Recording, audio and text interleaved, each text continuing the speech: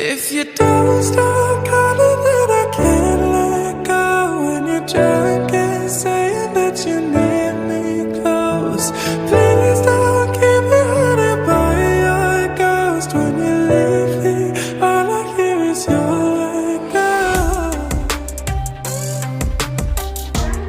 Oke Sobat Siwindu, kemarin kita sudah naik perahu sama-sama di Waduk Dharma ya.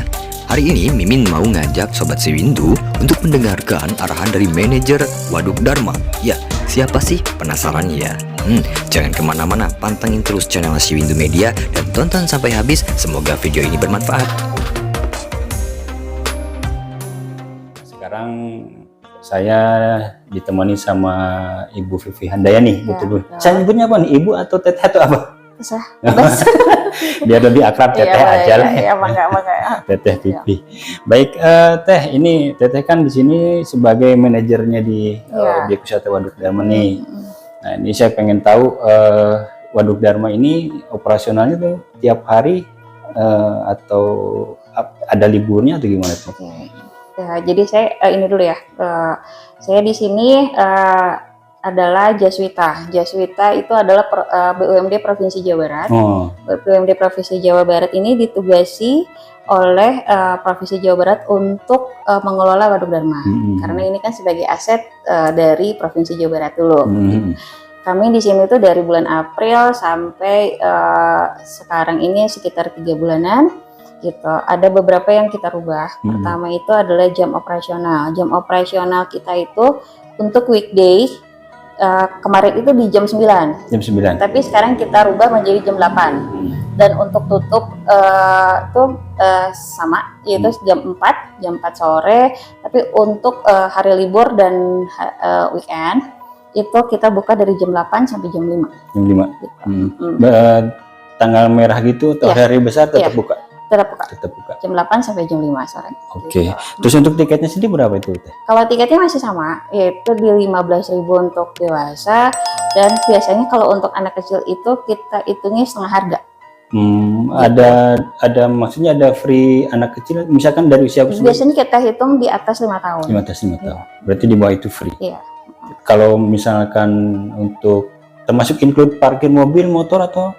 Kalau sekarang ini kita masih include parkir, tapi untuk bulan depan kita sudah menghitung untuk free parking, gitu. Tapi nanti apakah di depan itu nanti dibuatnya jadi tiket masuk kawasan. Tapi parkir itu kita free kan. Pertama, kenapa? Karena itu untuk menghindari pungli, gitu, pungli penertiban dan sebagainya, gitu. Jadinya nanti kita sedang membahas di internal di kajian bisnis untuk tiket masuk itu akan seperti apa gitu. Berarti untuk sementara untuk tiket masuk 15.000. Ya, 15.000 dengan misalnya nanti ketika misalnya tiket masuk dinaikkan, satu parkir jadi tidak ada lagi tarif parkir. Kedua, pasti ada sesuatu yang kita jadikan nilai tambah. Misalnya nanti tiap weekend itu bakal ada pagelaran seni dan budaya di sini, gitu, sebagai nilai tambah kami untuk untuk menarik wisatawan yang ada di ke Waduk Dharma gitu. Oke. Berarti tadi 15.000 itu weekday weekend apa? Iya, sama. Ya. Sampai saat ini masih sama. Untuk mengadakan event di weekend untuk menjadi tarik pengunjung itu sudah dilakukan apa masih dalam planning? Kalau sekarang ini kita baru mau memberlakukannya di Agustus. Jadi event kemerdekaan ini yang bakal jadi momen juga buat kita untuk membuat event di sini, gitu. Gitu. Berarti bulan Agustus ini termasuk menjadi kegiatan pertama untuk ngadain acara di weekend. Oke. Terus mengenai kondisi sekarang nih, Teteh bisa ngejelasin ke Sobat Siwindu setelah revitalisasi oleh Provinsi Jawa Barat, gambaran Waduk Dharma itu seperti apa? Kan mungkin sebagian sebagian masyarakat udah paham atau udah tahu di sosmed atau di mana gitu kan gambaran sekarang Waduk Dharma seperti apa. Mungkin Teteh nggak ada salahnya untuk bisa menjelaskan kondisi gambaran Waduk Dharma setelah revitalisasi. Oke. Jadi setelah revitalisasi ini alhamdulillah sih antusias dari masyarakat ketika kita dibantu oleh medsos ya sebenarnya gitu. Dengan sekarang ini rata-rata pengunjung untuk per bulannya itu minimal di 18.000 per bulan. Ya 18.000 sampai 22.000. Jadi kalau ketika ada hari besar banyak itu bisa nyampe di angka 22.000. Oh iya. Gitu. Tapi tetap weekend itu bisa kenaikannya bisa 400 kali lipat. Oh, iya? Iya. Jadi weekday tapi pas weekend itu lebih tinggi. Iya, gitu. iya. Apalagi mungkin kemarin pas waktu momen-momen libur Iya, gitu ya. Itu jadi momen wajah baru gitu kan ya, momen liburan akhirnya ya untuk pengunjung signifikan berarti. Iya. Jadi kita juga ingin membangun Waduk Dharma ini sebagai tourism yang sustain, yang berkelanjutan, di mana misalnya gimana nih caranya nih wisatawan nggak bosan datang ke sini, makanya kita cari terus-terusan yang baru gitu. Kita akan keluarin semua, tapi kan ada sesuatu misalnya bulan ini ada yang baru, bulan ini ada yang baru, gitu ya. Biar nggak bosan soalnya. Betul.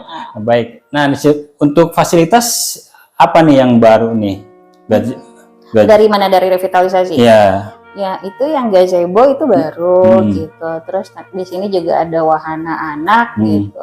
Terus kalau cottage ini kebetulan kita ingin merevitalisasi lagi nih gitu. Cottage-nya sebelum kira-kira sih 2024 kita sudah. Berarti yang sekarang ada itu ditutup, tapi apa maksudnya ditutup karena nggak ada yang minat atau gimana tuh? Belum. Jadi ketika revitalisasi ini, ketika petugasan kami itu kan sebenarnya si cottage ini sudah tidak beroperasi, gitu. Ketika petugasan kita mulai bebenah nih. Jadi bebenah kami itu untuk cottage ini awal 2024, gitu. Karena kan satu kita butuh konsep yang jelas, kedua manajemen juga harus dipersiapkan, gitu. Ketiga kita juga memang harus mencari karakter unik sellingnya di mana nih, gitu. Karena kan satu di sini itu glamping banyak. Gitu. Tapi gimana caranya orang-orang punya ciri khas tersendiri nih ketika datang ke cottage kami, itu konsepnya yang sedang kami. Oh, pantesan kata saya teh wajah Waduk Dharma udah baru, pas lihat Teteh bilang cottage kok masih jadul. Iya, itu masih tahap pembuatan konsep. Oke, ya jadi begitu Sobat Swindu. Jadi kalau misalkan kesini ngelihat ada semacam penginapan itu belum beroperasi. Nanti baru mulai dimulai 2024. Nah, untuk aula atau gazebo itu untuk kalau misalkan pengunjung pakai ada cas atau free itu? Kalau sampai saat ini masih free. Masih free? Iya, masih free. Kalau aula itu untuk event sih kita sudah memperlakukan. Biasanya untuk event itu kita memperlakukannya 250.000 per event, tapi untuk gazebo kita masih free. Gitu. Kalau arena bermain yang di sana yang dekat parkiran itu berbayar? Itu berbayar. Itu karena kita menggunakan mitra. Oh, bukan dari manajemen. Bukan fasilitas manajemen. Oke. Nah, berarti untuk yang wahana mainan itu mitra. Nah, saya lihat juga ada punten mungkin di sini memberdayakan warga untuk yang jualan-jualan di situ, warga sini atau? Iya, gitu.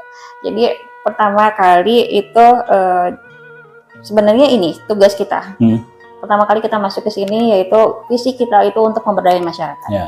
Jadi ketika kita masuk di sini dengan apa yang sudah ada existing, itu tetap kita harus menjaga. Tapi bagaimana caranya kita mempercantik?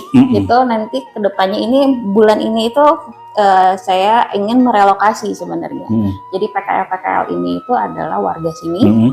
Warga sini kan berarti kan kita kan harus membantu juga perekonomian sini. Jadi kita tidak mengusirnya, tapi kita akan merelokasi ke tempat yang nanti kita buat seestetik mungkin, setematik gitu. Nanti kita buat konsepnya, kita buat mengkurasi juga antara kualitas sama citra rasanya gitu.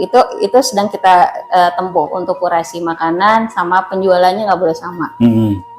Dan kita juga menggandeng untuk pihak perbankan sebenarnya. Untuk pemodalan, Pembiayaan. Gitu. Jadi nanti di situ tuh kita buat stand-stand tematik lah untuk PKL. Jadi lebih rapi, lebih bagus gitu. Bukannya yang sekarang udah termasuk ke direlokasi itu teh, kan maksudnya udah ada satu bangunan permanen yang sekiranya udah kalau tertata. food court, ya. Jadi kita tuh ada food court di sini, ada juga PKL. Jadi kalau yang food court di sini sebenarnya itu juga perlu kita tata. Pertama, yang kita lihat di sini semua berbentuk warung. Iya. Ya, warung. Nanti kedepannya itu mimpi kami itu pengelola ini pengen kita punya food court yang satu tempat itu punya ciri khas, gitu.